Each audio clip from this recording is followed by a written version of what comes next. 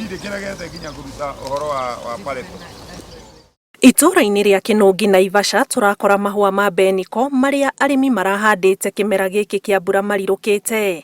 No ona mahũa maya marirũkĩte ũguo, ngoro-inĩ cia arĩmi arĩa maramahandĩte gũkirĩte mĩcakayo ya maũndũ marĩa makoretwo makĩmahatĩrĩria rĩrĩa marageria kũhuhĩrĩria ũrĩmi ũyũ, mathĩna makĩambĩrĩria na wagi wa mbegũ kuma kũrĩ thirikari na iria cioka igacererwo. Mahũa twanareherwo, tukareherwo mahinda marĩa kwĩ riũa, no twamahanda makoma.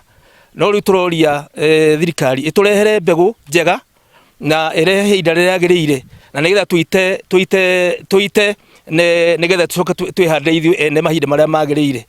Na ithito tũgakĩũria atĩrĩrĩ, makahandwo me thito, thirikari ĩkona mbia rĩ, nake mũrĩmi akona mbia rĩ, ciana citũ igathomithia ciana nakĩ? Mbegũ icio twaheana ultimatum in 1 week's time cikorwo ikinengerwo arĩmi, tikuheo maraheo ni kugura maragura na mbeca ciao.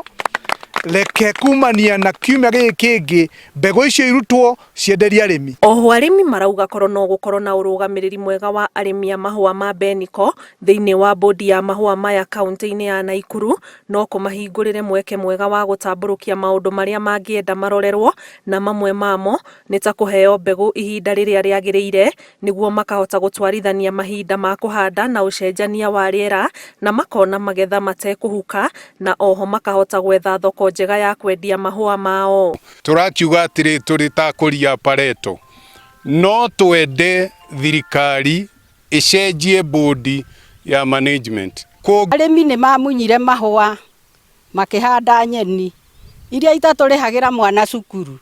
Tũroria thirikari ya Mheshimiwa wa Ruto na Rigathi Gachagua moingĩrĩre mahũa, tondũ mahũa nĩ ngũrũndi. Thutha wa mahũa kũgũa twambĩrĩirie ũhoro wa matharũ, na matharũ rĩ matiratũtwarithia na njĩra njega, ũguo tũkona mahũa no mangĩtũteithia, tondũ nĩmo twakoragwo twĩrĩgĩrĩire, nĩmo twareha cukuru namo, tũtiatinda tũgĩthiĩ thirikari atĩ tũhe mbia cia kũrĩha cukuru. Makaya mao makinyitwo mbaru nĩ mũikarĩri gĩtĩ wa kamĩtĩ ya ũrĩmi thĩinĩ wa mbunge ya Naikuru, ũrĩa nĩ MCA Wilson Mwangi, akiuga bũrũri wa Kenya nĩ gatagatĩ ka mabũrũri marĩa moĩkaine na ũrĩmi wa mbeniko, kuona warutaga gĩcunjĩ kĩa 80% kĩa mahũa marĩa mendagio nja wa bũrũri mĩaka ya nahau kabere kuma mabũrũri ma Afrika. Tũroria arĩmi aitũ kuma ũmũthĩ womithia mahũa maku, twĩna iganda iria 4 iragũra mahũa, Perethram Board, Kentagra, Botanical Extract na andũ metagwo African, atĩ kuma ũmũthĩ mahũa maitũ ma arĩmi mũrĩgũraga ciringi 400. Tũrauga guo nĩkĩ? Tondũ ndawa ĩrĩa marathiĩ kwendia meka value addition marendia rita ĩmwe 60,000.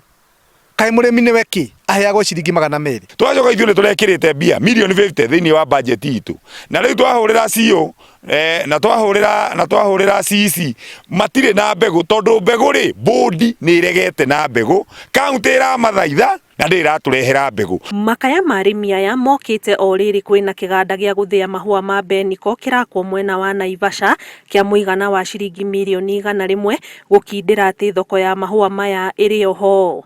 Kĩribotera Inooro TV, njĩtagwo Anĩ Ngigĩ Wanyamũ.